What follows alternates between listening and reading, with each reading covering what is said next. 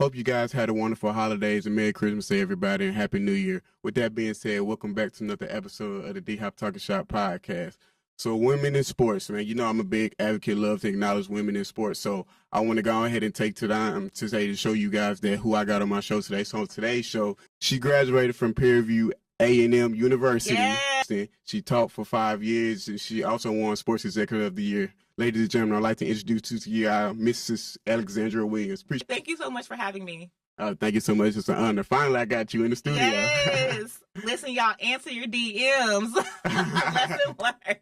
But thank you so much. Yeah, thank you. It's an honor. So how was the drive coming in? I know that we got bad weather in Dallas today, and so how was it? Yeah, the weather is not cute, but I had to make sure I got here. I even got up early to my makeup just for you, sir. So I've been up for a little bit, but it was a good drive. But yeah, the rain is coming down, but we're here. Okay. Thank you so much. Makeup looks nice. Yeah. She's ready for the podcast today. Had to show it correct for you. Oh, yeah.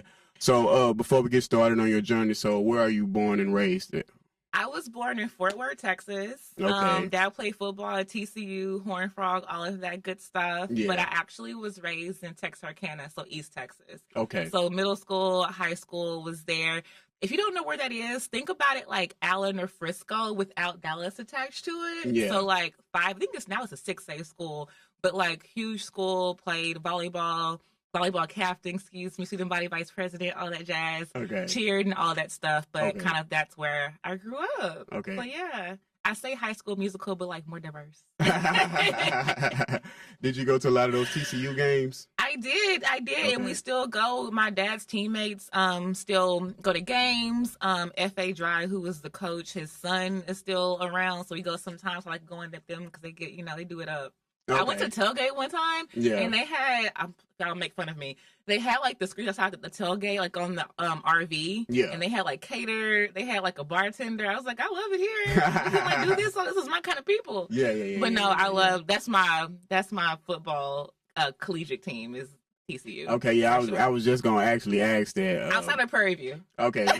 What about Prairie View? I know you went to a lot of those games, just being. Yeah. So HBCU grad. I went to Okay. Prairie View University. Okay. Played volleyball there. I was recruited. I played for a full year. My first day or two, they dislocated my knee. Okay. But I still played the full season. But that allowed me to get involved with like student government and be a freshman mentor and all of that jazz. So love my time at Prairie View. It molded me into who I, am now. So yeah, I was in Houston. Okay. And then after that, I worked at CBS TV station for a while, KHOU in Houston. Shout out to everybody there. I was like a community PR liaison. Okay. So think about all of like the food drives, toy drives, the Texans Foundation, Astros Foundation. I was liaison between the station and those entities when I was like 25. Okay. Which is crazy because like I went through, I think back now, Hurricane Harvey, Final Four, a Super Bowl. Yeah. Oh my gosh, so much when I was there, but I had a time.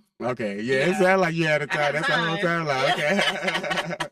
Yeah. They were letting me do so. I shouldn't be running some stuff that I was doing, but Dale Lockett, who is still there, who is my director, is amazing, and the whole anchors staff is just great. Okay. So yeah. It was a good time. You already answered one of my questions. Okay. I was actually going to ask you, did you play sports growing up? You said you played volleyball. Yeah, so in high school, though, I did the mile relay when I was in high school. I did high jump when I was in high school, volleyball captain.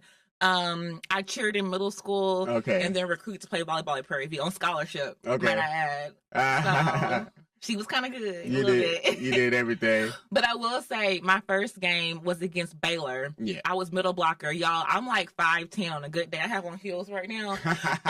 The tallest girl at the net for Baylor was 6'4". Yeah. I'm 5'10". I'm talking on my team. Let's just say it didn't end well for us that day. I invited my whole family out. Yeah, we got mopped. It was like, it wasn't good. Yeah.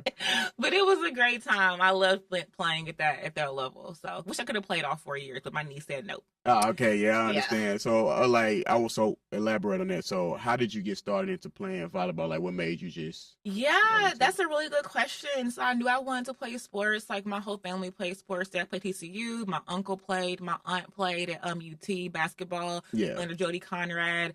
So, I also, it's like, girl, use your height for something, if we're going to do something. But volleyball was okay. Played basketball in high school up until my sophomore year of high school. Okay. It got more like competitive then, and I was like, I don't want everybody like pushing and touching me. Yeah. That's why I stopped playing.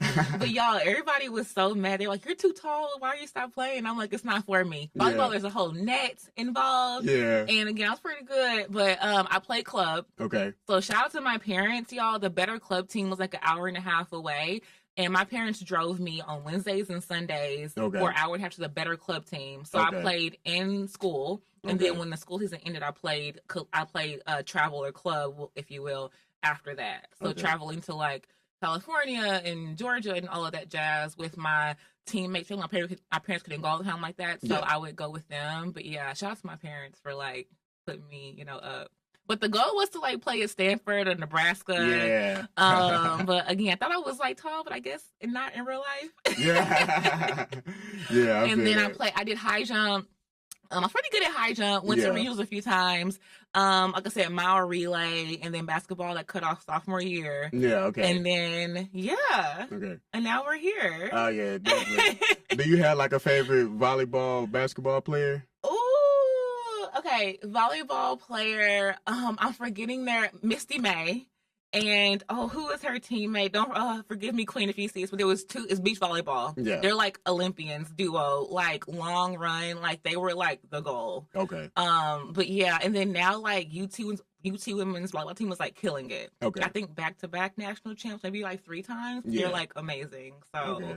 Shout out to everybody playing at that level. It's not for the weak of heart. Yeah. That's what I always tell kids that want to play in college as well. Like, it's a full-time job. Okay. Like, when you get there, it's like, I never forget, I didn't have 2-a-days. We had 4 days. Okay. So it's like you're running in the morning, breakfast, and then you might do weights. Yeah. And then you practice, and then lunch, practice again, and then dinner, and then study hall. Like, it's literally like your life. Okay. But also, now there's like NIL. We didn't have that then.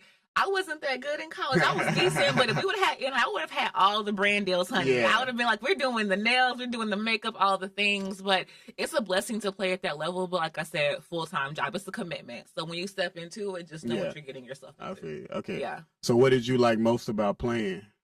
I'm competitive. I'm competitive. Okay, so y'all. If I work out, I can't work out in my apartment gym because it's just me. I need like people around me. So like I will compete with somebody at the gym and they don't even know I'm like in competition with them. I also like getting back into like walking 5Ks. Yeah. Like I'll run half, walk half because I'm a distance person. Okay. But like somebody will pass me and then I'll be walking. I'll like go get them. Yeah. And I'll stop running again just because like that's how I am. But it's just sports. Like, I love sports. Like, any kind of sport. I feel like if I could play in the Olympics, if I could pick a sport in the Olympics, if it was, like, summer, like, gymnastics. Yeah. Because, like, track, and then, like, Winter Olympics. You know, the, off the slopes? Yeah, whatever that is. Yeah. I would do that. Because, How do you even know you want to do that and just fly into the air? I don't know what it's called. Like, how do you practice for that? Yeah, it's... Or bobsledding. Yeah. I don't know. Anyway. That's interesting. Things we have to find out. If you could play Olympic sport, what would you play? I'm turning the tables. I don't know. I guess basketball. Basketball. Okay. I could just pass the ball. I can't do none of that other stuff. So I can just pass and everything. I don't want to mess up the team. No. We all have a part to play. Yeah, definitely. So let's go back to your journey. So you said you taught for 5 years and got your master's at University of Houston. Yes. So what did you like most about teaching and what made you go into that? Yeah, great question. So I went to HBCU. Okay. And for me, there weren't enough Black women teaching at that level. I feel like there should have been more given where I was going to school at. Yeah. I'm just sure they just didn't have a strong pool to pull from, I'm sure. Okay. But I wanted to help change that narrative. I'm a big proponent. If you want to change something, figure out how to help change that narrative. So I went and got my master's at Purdue University. And so I was trying to teach at Prairie View or TSU, but they weren't calling me back. Yeah. So I applied to University of Houston. I ended up being able to teach adjunct for 5 years. So I taught between a class or two a semester for over 5 years while I was still working. Even through COVID, it was all online. But my first day of class was in the classroom. And it was two girls. One was black, one was Hispanic. They were like, "You my professor?" And I was like, "Yeah." And they were like, "Oh my God, like you look like us." And that was such a big. That's why I did it. And so for them to like the first day walk up to me and be like, "Hey, are you my professor?" And that was just, it was great. So from then I was like, okay, done, served the purpose. But I was able to teach for 5 years up until last year. I actually taught at University of Houston, so I think I want to get back into it eventually because I think I had a lot to say. Okay. Oh yeah, definitely. You should. Yeah, and in my class we had no books. Okay. Like literally the final and the midterm. 1 year I had them pitch a social media plan that I was going to share with the Texans. That was in Houston. So with the Texans, the Rockets, and the Astros, and the best pitch got sent to their marketing department. Okay. That was the final. Yeah. Because my whole thing is I work in industry. I know what it takes to get there. So let me this is what we're going to be doing for real when you get a job there. Yeah. So what would that look like? So, yeah. So that brings me to my next question. So what challenges have you faced in the industry, would you say, and how did you overcome that challenge? Oh Jesus, who's gonna see? Okay, who's gonna see this? No, I'm kidding. So in the industry, excuse me. Good. So in the industry, I've worked in marketing and PR and branding for my entire career. Yeah. So I'm in my early 30s. So I worked in marketing my entire career. It's my first job in sports. Let me take this job I have currently out of it. Okay. I've had a great experience. I will say with the job at KHOU, I was very fortunate to work in that position at such a young age. I was 25. Yeah. Okay. And I was getting to do some amazing things. So I think kind of trial by fire, literally the month after I started, there was a hurricane. And I was like, I'll be at the house. I'll be chilling up, coming to the station we're on. And I'm just like, what? So I think I learned about B-roll and all the production things in months, you know? And so I think kind of being thrown into it's kind of a double-edged sword. It's kind of jump and figure it out. Yeah. You know what I mean? It's probably the best way to, do it, so to speak. But I will say there was a job that I did have a few years ago, not this one currently, but a few years ago, where I was the only woman of color in the entire marketing department. And when I say of color, I mean of color. Yeah. And I also was a manager and I had an office. Okay. I say the office part because not everybody had one. Okay. And so I feel like in that environment, it was kind of like a big company, but also kind of mom and pop. Yeah. And I felt like I had so many eyeballs on me to where there were comments about my nails, which are always a thing for me. And even when I had braids and I was very casual, but I would always wear heels. I'd have on a blazer. People would have on flip-flops and jeans. And like, oh, why are you so dressed up? Yeah. Or I would have opinions about us doing more TV because I had just come from TV. Why are we doing this? But then when we did it, it's all over. Everything's like, this is so great. But I feel like it was a little bit toxic in the sense that there weren't many diverse voices. Yeah. And so when mine came up, even though I made it very cute, I made it very digestible, so to speak, it was still kind of that, well, why are we need to do this? Or it's fine, or why are we changing it? And so I think dealing with that and then being the only at the time as well was a lot for me and having to figure that part out. Yeah. I actually ended up getting laid off from that position due to COVID. Okay. And I cried for 2 minutes. And then I was like, okay, I felt such relief. Mm-hmm. You know what I mean? Took the severance package and I left. Yeah. I didn't have a choice, but I paid it off. Yeah. But it wasn't all bad though. The first year was amazing with what I got to do. Some people I worked with, the most people I worked with, or the majority rather, were amazing. Okay. To this day, nothing bad to say. But, the few bad apples that I feel like were there did leave an impression on me and kind of me reevaluate how I'm moving, how I think.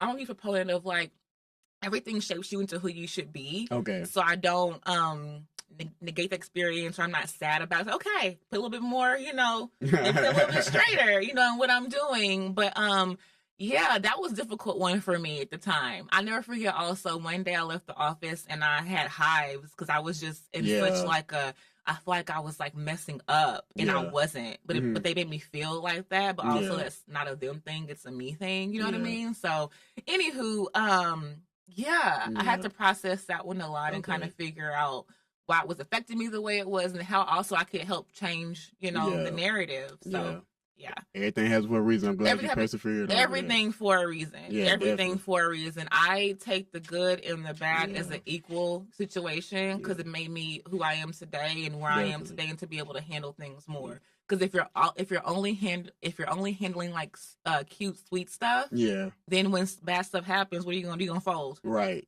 So you have to know how to handle all of it so that you won't fold. So God give his toughest battles to his.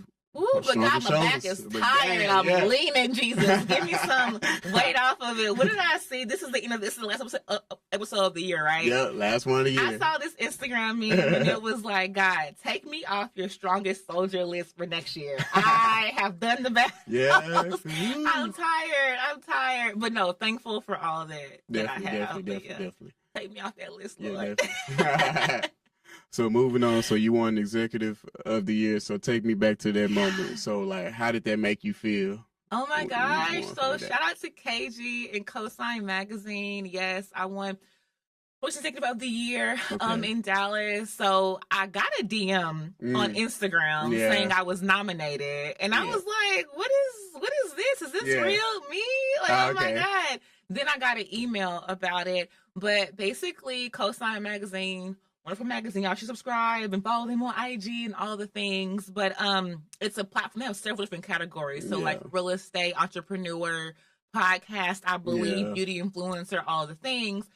I was nominated for that award amongst people who work for like the Wings and sports agents and all of that. And then Dallas like votes. Yeah. So it's also amongst your peers. So not only the honor of being nominated, but the honor of also people voting for you and recognizing your work. Like I'm a little like that means a lot. And it's only my second season with the sports team. Okay. So to be recognized and like how I'm showing up in authenticity and just creativity, I think there's so much to me. So Mama was there, my friends were there. Okay. My girl Cameron in the back was there. Like, it was so good. So, I need your autograph to this. I got a big time person on this show. I got Executive of the Year on this show. We're all big time. Listen, you're going to be interviewing everybody. The Obamas, LeBron in a minute. Like, to get into existence. That was a huge, huge honor that is not lost on me. And it also makes me want to, like, kick it up a few notches and, keep putting pressure on people's, necks and doing some dope stuff. But I'm thankful that the Mavs allowed me the space to also show up in that way and be creative and authentic. And the teams I work with, I couldn't do it without anybody else. Like the people I work with at the Mavs are like so amazing. From like our retail, merch, our creative department, like community, like just everybody is just so amazing. And so I'm so blessed to also be in that environment that inspires creativity and lets us do some like dope shit. So the Executive of the Year, when you found out, like, what did you do afterwards? Like, what was your celebration? My girl said we're going out. It was on a Sunday though, so we didn't like do a little bit too much. But my mom was there. She tapped out. But yeah, my girl's like, no, like we celebrate all the wins. That's one thing I'm learning this year. I saw a clip from Kelly Rowland too. Like people like will be like, oh, like your little show or your little award or whatever. Like, no, it's just like big deal. Everything's a big deal. And so we went out, got a little drink, celebrated. Got an award. The award is so beautiful. Then they put like our name like on like this I think it was Maker's Mark, but like on a bottle. So my name, I have that. And like a gaming system. It was very cool. So now I'm gonna like learn how to game because like I have the system, so why not? I was just gonna ask, you play video games? I was just gonna ask. No, I want to get it best of the level. I feel like I would be so like I want to learn 2K. Like 2K. I was just gonna say you like a 2K. I want to do 2K and I want to do Madden. Because like those are like, NCAA popping too though. You see how that happened because NCAA was gone for a minute. So you remember people was making a big deal about that in the summer. I know you seen it all on social media. But wait, so are you a gamer? Yeah, I game. So how many hours? Like how the gaming, is it like I'm gonna do 2 hours, you end up doing like 4? Like what's the like? Well, I'm not one of them gamers like on the online. I'm one of them. I play computer. I ain't trying to lose to nobody random. So I'm not one of them games that be on there 24/7. I'll just play a few games now. You don't have the whole headset system. Nah, I ain't in it like that. Overseas. Like, I don't do all that. I just play a few times when I'm getting off work, bored or something like that. I'm just one of them kind of gamers. I do need some stuff, more things like decompress. Yeah. So I might have to look into that one. But I have a gaming system now. So yeah. Like what do you like doing like outside of work? Like, I am a big self-care girly. Okay. Because if my cup is halfway depleted, I cannot be a creative. I cannot help my coworkers, peers, anything like that. I can't help myself. Yeah. So I love a good spa. I'll go to the farmer's market and get flowers. I love walking outside. Yeah. I try to work out, trying to start doing that more consistently. Yeah. To get this back together. I like reading. I like traveling. Okay. Traveling is like top tier, but coins. What's your favorite place to travel? Ooh, like okay. Domestically, no particular order is New Orleans, New York, and DC. New York. I used to live in New York before this job. Did I tell you this? New York, yeah, but I ain't I'm like, here, flip to the front. No, wait, what's the beef with New York? I went to New York months ago, and them people was just not the. I had somebody step on my shoe. I said, "Dang, you ain't gonna say excuse me." He kept walking. I'm gonna tell you a story.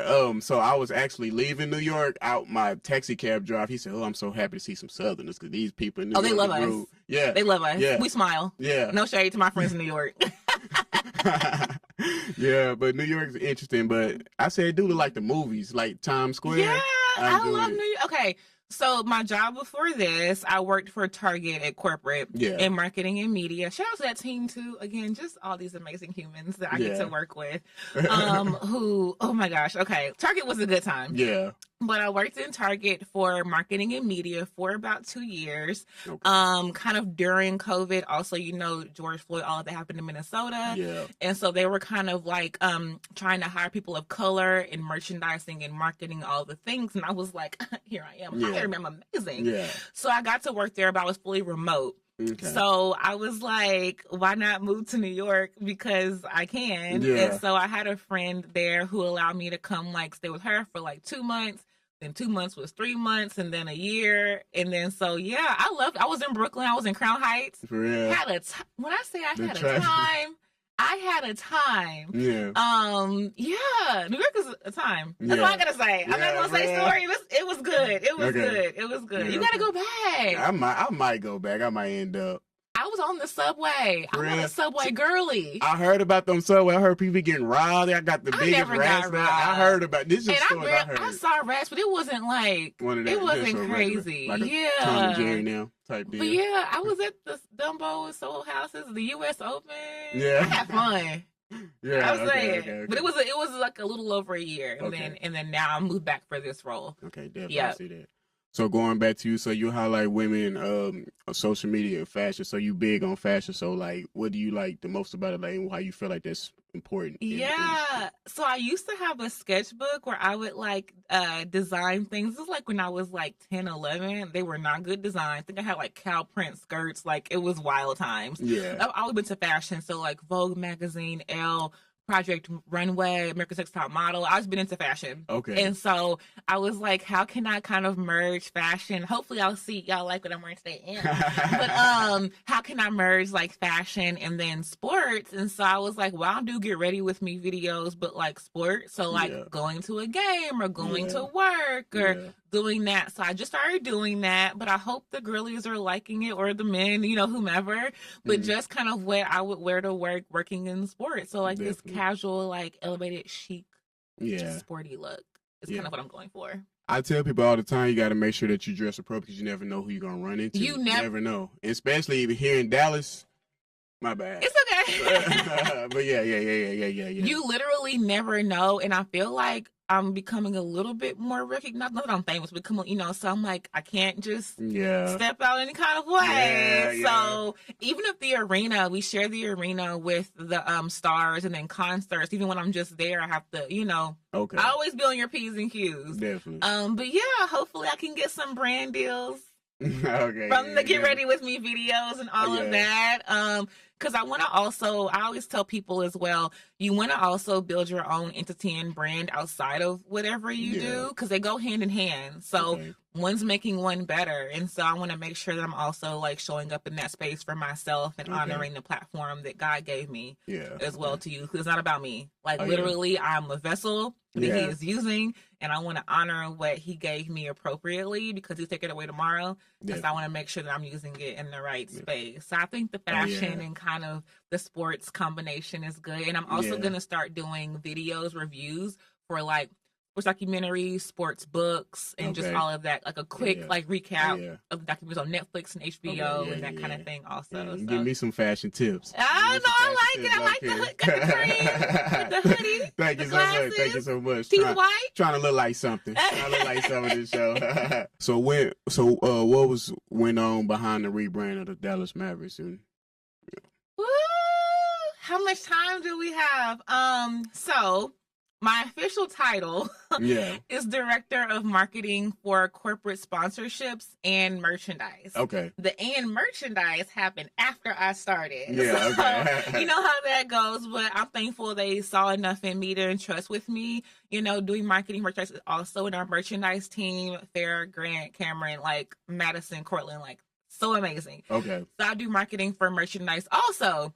So the whole idea started when our wonderful former CMO, Iris Diaz, who is now went to FIFA for World Cup, killing it over there, but she did to redo the website for merchandise. Okay. So it was first a merchandise website rebrand with our teammate Gabe and digital and all of that. Yeah. Then it was like, why don't we also think about doing the name? So it was Dallas Mav Shop, and now it's like Mav Shop. So with that, then what about changing the URL? Then what about the logo? Yeah. And this all happened literally a few weeks or a month after we left after the finals happened. So like summer was like not really a thing, vacation. Yeah. But it was so cool. So it was like website, what about logo? What about URL? And then the aesthetic. So we wanted to make our aesthetic for merchandise, but look like a Kith or a Fear of God or a Saks, not necessarily a sports team's merchandise. Yeah. So we put it down to paper and we pitched a whole rebrand to like our directors, VPs, our CEO, our CRO. Yeah. Shout out to Derek and Theo and everybody who were part of that, and Scent who approved it in our ownership. But we did a full rebrand. We did a whole new photo shoot. We hired a stylist. We got to hire some amazing models, our photographers. So it all encapsulated and launched after our first home game. So it was like literally rebrands I feel like take, year plus. We did ours in like 3. I think we killed that. Being able to be entrusted with doing a rebrand like that creatively for merchandise for a major sports team was amazing. I got to produce creative direct that one, and then the one that we just did a month ago, and those images are dropping now on our shop page on Instagram. So we've got such a great response from it. I think everybody loves it. Like they're like, oh, I want to wear it like this, and now it's styled like this. And so shout out to our stylist Michael and everybody who's a part of it. Deshaun, doing names, I forget people, but like the team was just amazing. And so we get to continue with that elevated aesthetic for years and months to come with the Mavs. So, now the NBA is like, what y'all been doing in Dallas? I'm like, just some cool stuff. Like, talk to us. Like, what's up? So, that was amazing. And it probably like launched the thought about the award and just all of the things. So, super blessed again to be able to show up and be creative for the team. I bet that's a wonderful feeling just to see something that you was a part of, just to see. Oh my gosh. I'm like creative directing. Like actually it's my whole my whole career. Like I love it. Just being able to like put together mood boards and vision and this backdrop and this color, and I love it. Okay. I love it. There's a lot, So last question I got for you before I close this podcast. Are we almost done? Descriptions like you had fun on here today. Okay. I got to the end. So basically, so what advice can you give somebody out there younger than you who want to be in your shoes one day as you lay the blueprint down? I had something prepped for this. Oh my gosh. Okay, if I had to give advice, it would just be number one, when you get the job, because you will get the job, you stay consistent. So we're not gonna say if, we're gonna say when. Something that I'll just say what Scent told me, our former CEO is about to retire and leave us, who's amazing. First Black woman CEO in the whole NBA. So it was an honor just to be able to work under her as well. Yeah. So in my last interview with the Mavs, she wasn't on the docket to interview with her. Yeah. So I felt like when they see me interview with Sal, I was like, I must have the job because Yeah. the CEO wasn't on the roster. Yeah. And so we had an interview. Like 2 minutes into it, I was like, God, I really want this job. This has to be mine. Yeah. But I had on red glasses. The hair was herring. I had red nails. I have this red and like pink dress. I was like, you gonna see me. You remember what I look like. And she told me, she was like, when I see you in the hallway in a year, I want you to still show up like this. Yeah, okay. And then for a minute, I was like, what does she mean? And then she was giving me agency to show up authentically as myself. It's not have to change, because in sports, I'm like, well, I can't, rock it this how I do it, or I can't do the nails. And she was like, no, I'm giving you permission, you already didn't know, to be yourself, because they hired you for a reason. Yeah. I was hired for a reason. You were hired for a reason. And the reason was to bring the you to the job that they don't have, to be that unicorn of how you can make things better. So do not change to fit the mold.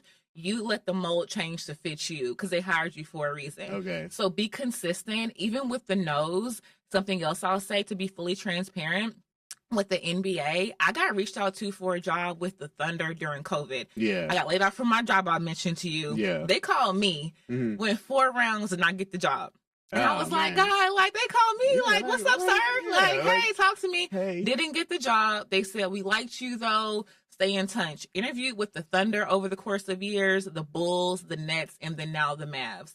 So my point is that, like, this wasn't like a, hey, even though it's where I'm supposed to be. This is my moment. God, this is ordained by God. But at the same time, it took me some years to get here. Yeah. So my whole thing is stay consistent. You were just saying stay consistent. A no is not a no. It's just like not right now. Definitely. This isn't your job. Yeah. The job with the other teams, while they were amazing, they weren't for me. Yeah. This one was for me. Yeah. I probably couldn't be doing what I'm doing now. Let's create all this great things there. Okay. So just stay the course. Be you. Do not change what you how you are. Yeah. And just that's my advice. Like, she gave such good gems. So just be you, and don't feel like you have to change or pivot your dream. Definitely. You're telling you. Definitely. Okay. 2 years in, you're gonna be interviewing everybody. Like, I'm just like one of the first. So just be consistent. It sounds so cliche, but consistency is king. Is everything. So Is everything. That shoot all that the advice. shots. That's what I all always say at the end of my videos. I used to do the job videos. Yeah. Shoot all the shots. Yeah. Because if you don't shoot it, you can't even miss. Okay. There's no shot to be taken. So just shoot them,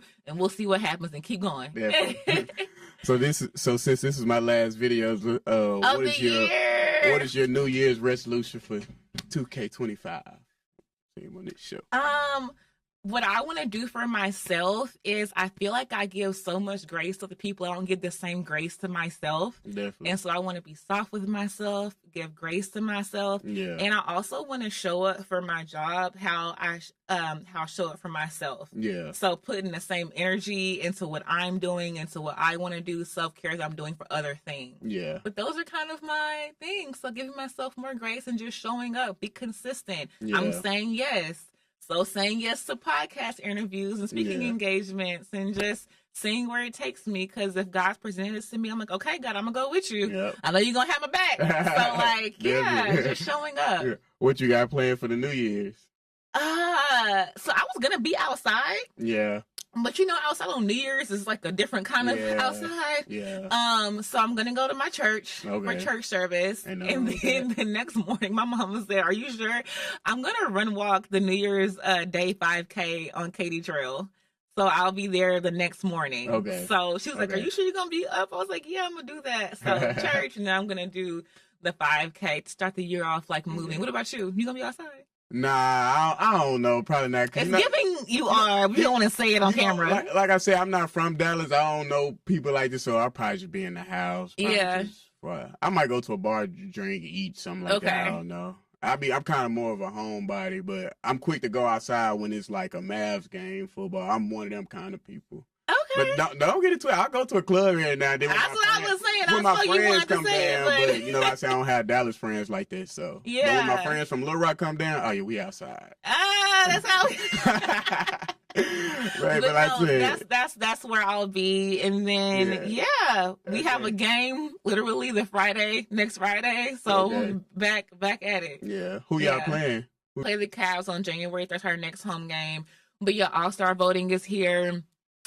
We have our Los Mavs night that's going to be fire coming up. So just so many good things. And then hopefully we're back in the playoffs and the finals and we get some rings. Because also with last season being my first season with the team, for us to go like playoffs run and then I look up and we're in the finals and I'm literally in Boston at the game, it's like, girl, what? This is your life? And I always say for anybody, like, take the moments to, like, enjoy the moment. Yeah. Like, so many things are happening around you. Kind of like, okay, so on to the next. Like, no, sit in this moment. And, like, right now, I'm enjoying this moment. Thank you for having me. Oh, yeah, so thank it's you for like, coming. sit in the moments and enjoy what it is and look like. Because, you know, time is fleeting. So we have to enjoy all the good times. Oh, yeah, definitely. Yeah. Thank you for that. Like I said, thanks for coming on my show. No, this is my pleasure. Have me back. This oh, yeah, for sure. Yeah. Oh, yeah, y'all gonna see it back. You just said it right there. Yeah. At the top. Nobody can see my name. Okay.